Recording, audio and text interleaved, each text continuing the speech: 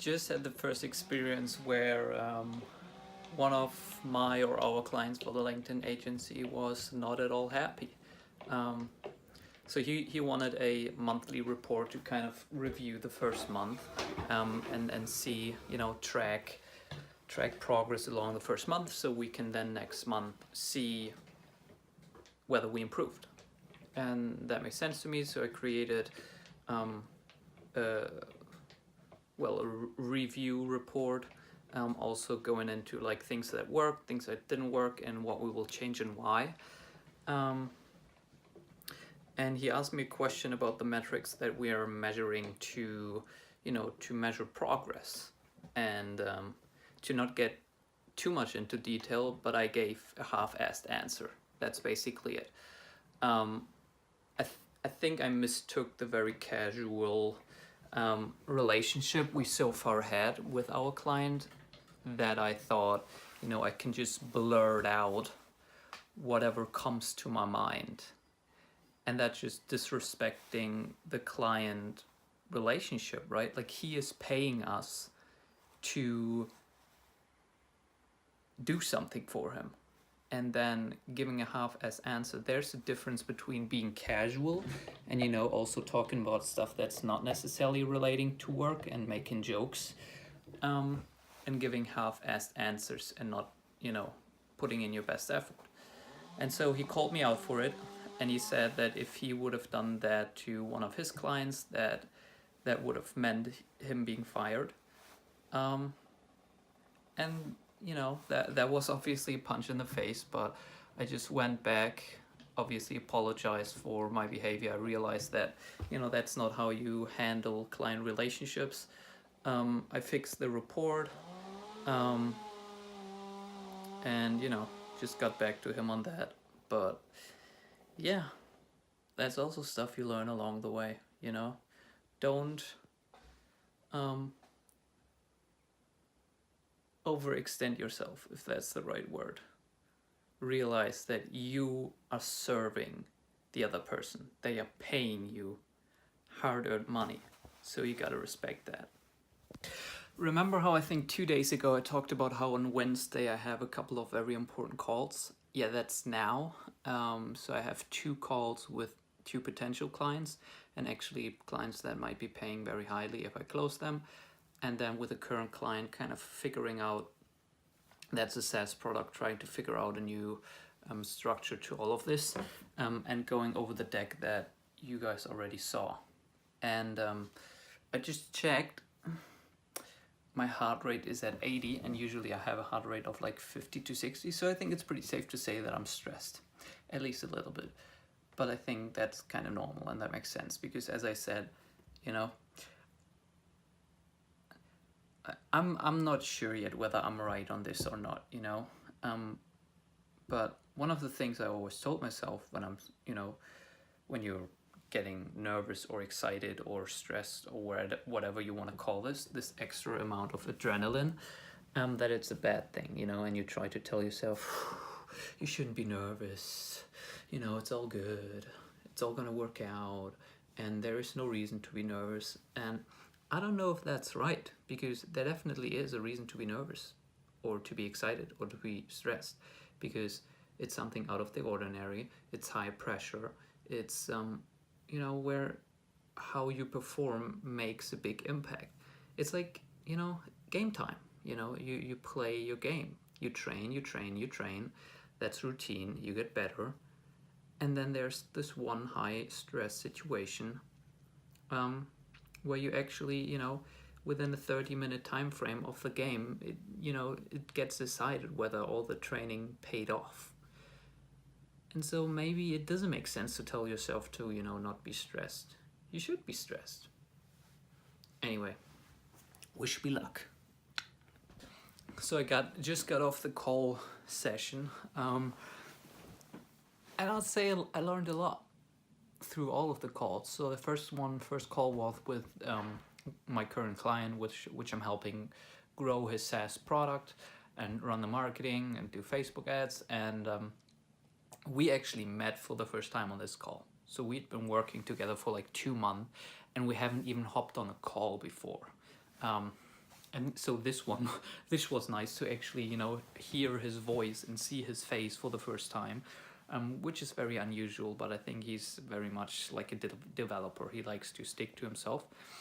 But as you guys know, I've kind of been struggling to drive results for the SaaS product because I've never marketed a SaaS product, and so he wants to work together. He wants me to still run the marketing because he believes in my ability, but we figured out a different pricing model is more performance based. So depending on whether I actually deliver, that's gonna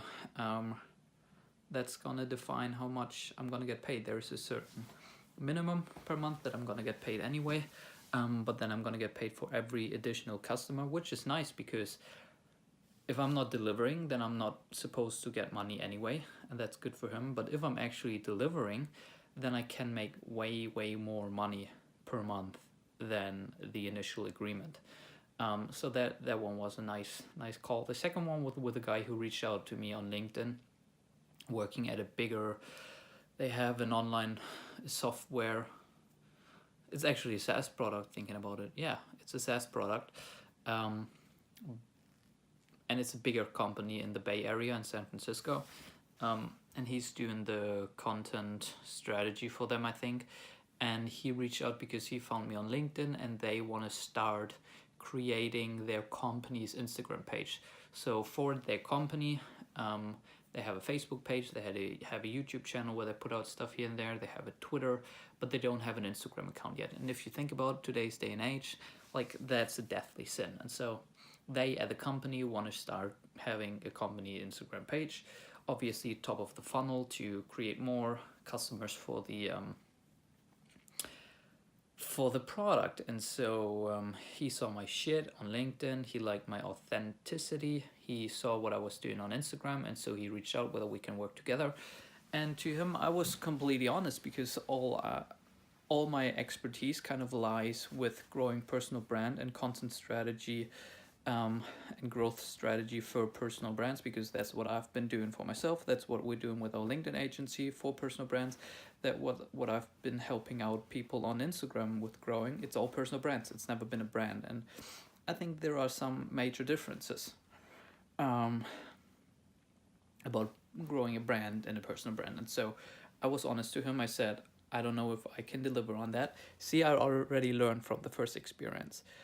But I didn't say no, so I said I want to do some research, dig into their brand and their company and what they're trying to do, and just see whether I'm confident delivering, and get back to him. So there might or might not be potential to work together. And then the last call was a very interesting experience, I gotta say. So that guy was probably the, biggest person I ever talked to in terms of like success. And so he's a German businessman. He has a couple of businesses going. He's making decent money, and he wanted help to generate leads on LinkedIn. And I've never done that either, but I thought I'm gonna put a proposal together, and because I know he's able to pay a lot, I priced it a lot, or I priced it very highly. And so on the call, he realized that I don't fully know what I'm talking about. And so he also realized that the way I'm pricing myself is probably not justified. And so he gave me, but he was very supportive about that fact. He was like, yeah, I'm not gonna pay you for this. Like, this is not gonna happen. Like, this is way too highly priced for, the credentials and the case studies you have, which is basically zero. But he said, make me an offer I can't refuse, and so and I realized that he has a lot of very good contacts, and he's actually doing shit. And so now I really want to figure out how I can, deliver to him while the risk being on my side instead of his side, because I gotta prove myself. You know, it's about putting your ego back and actually realizing your position. But if I can deliver to him, that will, you know, be a very fruitful relationship. And so, yeah, I now gotta work out a proposal he can't refuse. Which basically means a performance-based pricing model. If I don't deliver, I don't get paid. If I deliver, I get paid a lot. So yeah, very interesting calls, learned a lot, very interesting conversations, and now I'm freaking exhausted and could just fall to sleep. But I gotta send some follow-up emails. But first I'm gonna eat something. And so I was also finally able to cook some food. Got a nice veggie plate. Some pumpkin, some mushroom, some eggs, some kale, and some avocado.